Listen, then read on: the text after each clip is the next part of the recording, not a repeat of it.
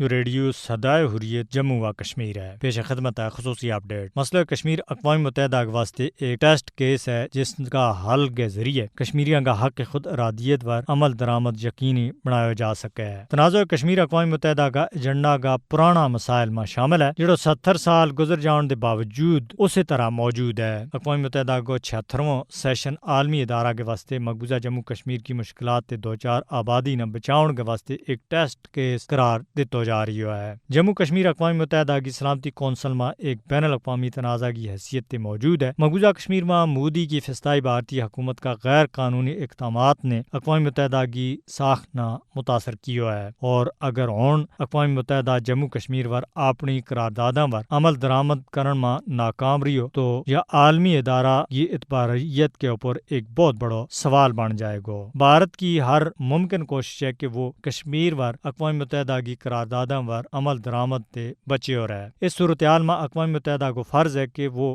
عالمی قوانین کے تحت کشمیریوں کا حق خود ارادیت کی بحالی کا عمل کو آغاز کرے۔ مودی کی قیادت میں بھارت کشمیر کا حوالہ تے بین الاقوامی قوانین اور کنونشناں نظر انداز کر رہی ہے۔ بھارت اقوام متحدہ کی قراردادوں کی سخت خلاف ورزیوں کو ارتکاب کرتا ہوا جموں کشمیر کا آبادیاتی تناسب نہ ہی غیر قانونی طور پر تبدیل کر رہی ہے۔ حقیقت یہ ہے کہ مقبوضہ کشمیر میں نام نہاد سیکولر بھارت کو اصلی چہروں بے نقاب ہو گیا ہے، اور مودی کشمیریوں پر بدترین مظالم کرن دے باوجود ان کی جدوجہد آزادی نہ دبان میں ناکام رہی ہے، اور اقوام متحدہ نہ عملی قدم چانا مہنگا اور بھارت نہ جموں کشمیر کی ڈیموگرافی کی تبدیلی دے روکنا وے گو۔ عالمی برادری کی ذمہ داری ہے کہ کشمیریوں کا حق خود ارادیت نہ یقینی بنائے۔ فوری طور پر کشمیریوں نہ بھارتی بربریت تے نجات دوڑنوں وقت کی مجھ زیادہ ضرورت بن چکی ہے، کیونکہ تنازع کشمیر کا حل میں جتنی بھی چیر کی جائے گی خطہ کا امن نہ اتنا ہی زیادہ خطرہ ہے۔ اقوام متحدہ اور دنیا نہ گہری نیند دے اٹھنو پائے گو، اور کشمیر تنازع نہ